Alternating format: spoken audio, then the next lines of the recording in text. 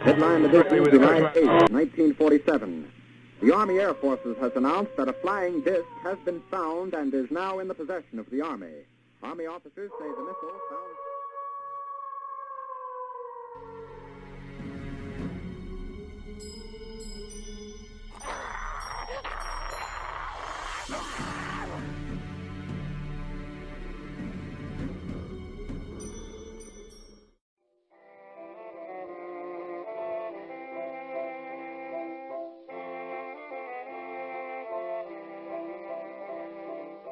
Between 1911 and 1912, an estimated 20 women were abducted and brutally murdered in Atlanta.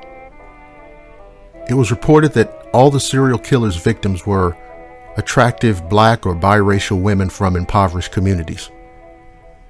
According to a Baltimore Sun article, the women were also, quote, neatly dressed. Most of the women were abducted at night while walking alone. A vast majority of the victims were approached from behind, struck in the head, and transported to a more secluded location where they were tortured, mutilated, and ultimately killed. It was reported that most of the women were killed on Saturday nights, and their bodies were discovered the following day. Most of the victims were part of Atlanta's tight-knit black community, which formed amid ongoing racial tensions in the region. Although the state was plagued with race-related violence and persistent segregation, the black community worked together to build strong connections within their neighborhoods. At the time, no suspects were identified, and the women appeared to be chosen at random. The community became understandably frustrated with the media's apparent lack of interest in the crimes, and the authorities' failure to identify a viable suspect and make an arrest. Although the Atlanta Ripper seemingly vanished by 1912, and police eventually identified several suspects, the identity of the brutal killer was never conclusively proven, leaving the murders unsolved. The brutal nature of the murders led to a natural comparison between the Atlanta killer and London's Jack the Ripper. Jack the Ripper killed at least 5 women in 1888. Although he did not kill a large number of women, the sheer brutality of the murders gained worldwide attention. Jack the Ripper did not simply kill his victims. He tortured them and mutilated their bodies. Like Jack the Ripper, the Atlanta killer used a number of methods to torture, mutilate, and kill his victims. And he was therefore dubbed the Atlanta Ripper. One of the victims, a girl named Lena Sharp's body was found near a set of railroad tracks. According to reports, her throat was slashed so deeply that she was nearly decapitated. Sadie Holly's throat was slashed as well. However, she also suffered multiple wounds to the head, which were inflicted with a large rock. Like the others, Addie Watt's throat was also cut, but she was also beaten about the head with a coupling pin, which fell off a train. The Atlanta Ripper also linked himself to Jack the Ripper on 2 different occasions. While assaulting one of his victims, the Ripper reportedly said, "Jack the Ripper ain't dead yet." The killer also left a number of handwritten letters taped to fireboxes throughout the city. The taunting letters, which said the killer would cut the throats of all Negro women, was signed Jack the Ripper. A girl named Mary Bell Walker, who was killed on May 27, 1911, is believed to be the Atlanta Ripper's first victim. Deaths and murders in the black community were rarely reported in newspapers in the early 1900s. However, Bell Walker's murder drew attention due to her stunning beauty and the sheer brutality of her death.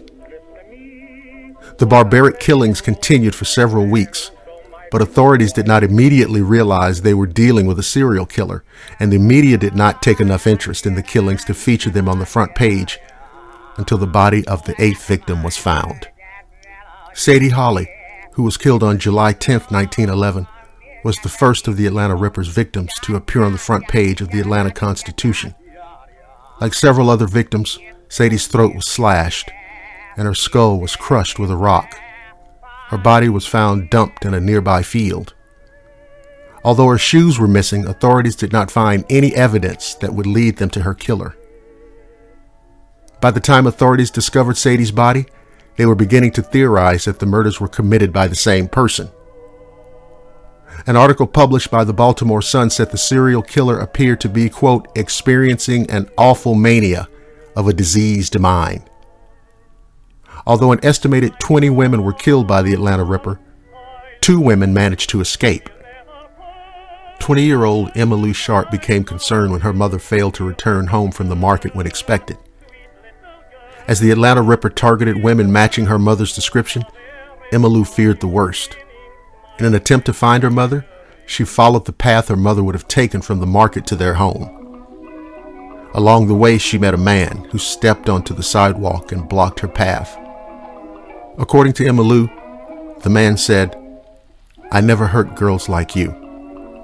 However, he then pulled out a knife and stabbed her in the back. Thankfully, she was not fatally wounded and managed to escape. Her mother, however, was found dead the following day. Emma Lou described her attacker as a tall black man with broad shoulders. She also noted that he was wearing a black hat with a wide brim. Days later, Mary Yadell was walking home from work when she heard someone whistling. Mary became alarmed when the person, who she also described as a tall black man, approached her in a threatening manner. She immediately began screaming for her boss, who rushed to the scene. However, the man, who was believed to be the Atlanta Ripper, managed to vanish without a trace. Although the Atlanta Ripper killings remain unsolved, authorities arrested multiple people and charged them with the murders. According to newspaper accounts, men named Henry Brown, John Daniel, Todd Henderson, Henry Huff, and Charlie Owens were all arrested and imprisoned for the Atlanta Ripper killings. However, only one of the men was convicted, and his conviction remains a point of heated controversy. John Daniel was released from jail as the killings continued after he was incarcerated. Although it has been suggested that he may have had a partner, there was no conclusive proof linking him to the crimes. Henry Brown, who confessed to the Atlanta Ripper killings, was acquitted when it was revealed that his confession was coerced. It was reported that Brown was beaten by police officers until he confessed to the crimes. Todd Henderson and Henry Huff were both tried for the Atlanta Ripper killings.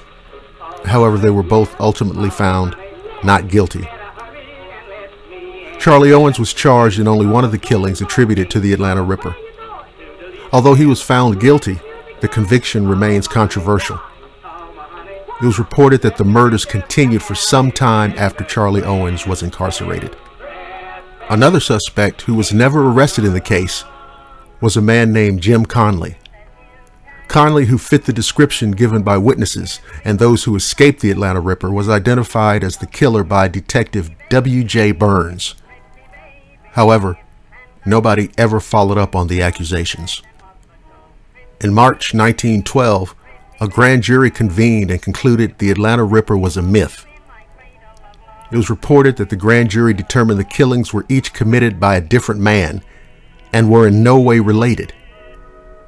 They also determined the women were likely killed in a fit of jealousy after they were found to be engaging in, quote, immoral conduct. Although most of the murders attributed to the Atlanta Ripper were quite similar, critics argued that the region was notorious for violent crime. As none of the murders were solved, it is unknown whether there was one or more Atlanta Rippers, or how many of the killings were committed by a copycat. It's also unclear when the Atlanta Ripper killings began or when they actually stopped. It's widely believed that Mary Bell Walker, who was killed on May 27, 1911, was the Atlanta Ripper's first victim. However, a 1911 article in the Atlanta Constitution suggested the killings actually began in 1909. Although most sources report the Atlanta Ripper stopped killing in 1912, others suggest the Atlanta Ripper was active until 1915. Despite all of this, there can be no doubt that in the first decade and a half of the 20th century, a madman stalked the streets of Atlanta, tracking and killing African American women. Beyond that, the truth of the Atlanta Ripper may never be known. Thank you for listening to the Shadowland radio show. To enjoy more paranormal and cryptid stories, visit blackwatermedia.com to listen to a vast archive of material. While there, consider becoming a Blackwater Media Swamp Hunter Society member and access all available premium content. You can also visit the Blackwater Media YouTube channel. While there, be sure to like, share, and subscribe. I'm Dr. William Lester, and I promise to see each and every one of you again on the flip side.